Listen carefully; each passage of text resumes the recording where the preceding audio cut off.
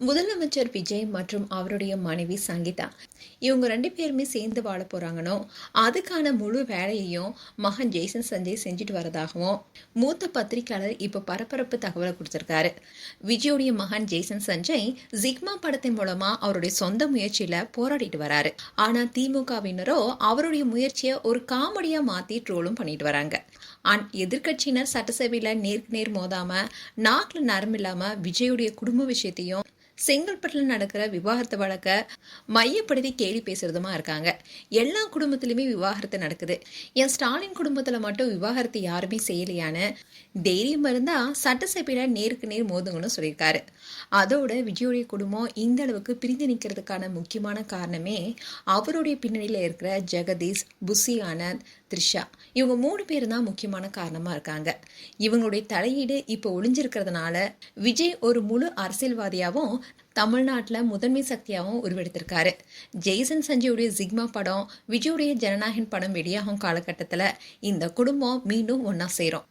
சங்கீதா கோர்ட்டுக்கு போன முக்கியமான காரணமே அவங்களுடைய கோபம் மட்டுமே தவிர பிரியறதுல 2 பேருக்குமே விருப்பம் கிடையாது.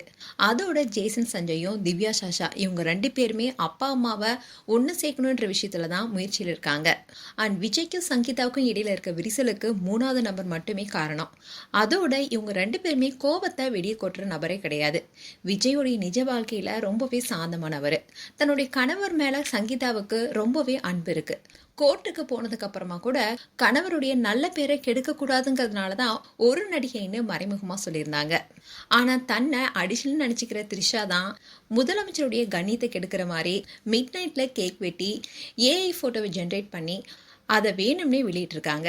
இது முழுக்க முழுக்க விஜயோட பேரை கெடுக்கிறதுக்காகவே இப்பேற்பட்ட சதி வேலையை பண்ணியிருக்காங்க. அதோட அந்த போட்டோ வெளியான மறுநாளே த்ரிஷாவுடனான மொத்த தொடருமே கட் ஆயிடுச்சு. விஜய் இப்போ த்ரிஷாவை முழுமையாவே ஒதுக்கிட்டாரு. அவரோட குடும்பத்துடன் மீண்டும் இணைஞ்சிட்டா வதந்தி பரப்புறவங்க எல்லாருமே வாய் மூடிடுவாங்க. அதுக்கப்புறமா எதிர்கட்சியில் இருக்கவங்க அவங்களோட ட்ராக்கையும் மாற்றி முதலமைச்சர் குடும்ப அரசியல் செய்கிறாருன்னு புதிய சப்ஜெக்டை கையில் எடுப்பாங்கன்னு சொல்லியிருக்காரு. இப்படி விஜய் சங்கீதா 2 பேருமே கூடிய விரைவில் ஒன்றா சேர போகிறாங்கனோ, அதுக்காக மகனும் மகளும் நிறைய முயற்சிகளை செஞ்சுட்டு வராங்கனோ, அதுவும் இந்த விஷயம் கூடி விரைவில் நடக்க போது. த்ரிஷா விஜய் கிட்ட இருந்து முழுமையாவே ஒதுங்கிட்டாங்க. த்ரிஷா மறைமுகமா செய்யப்பட்ட பல வேலைகள்னால தான் இப்படி குடும்பமே பிரிஞ்சதுனோ, இப்ப முழுமையா விஜய் கிட்ட இருந்து அவங்க ஒதுங்கி இருக்கிறதுனால குடும்பம் ஒன்று சேரணும்னு சொல்லியிருக்காரு. இந்த விஷயம் தான் இப்போ சோஷியல் மீடியாவில் வைரல் ஆயிட்டு வருது. மேலும் உங்களுடைய கருத்துக்களை கமெண்ட் செக்ஷன் சொல்லுங்க. இது போன்ற வீடியோஸை பார்க்க நியூஸ் தமிழ் கிட்ஸ் சேனலை சப்ஸ்கிரைப் பண்ணுங்க. மறக்காம நோட்டிஃபிகேஷன் பட்டனை கிளிக் பண்ணுங்க.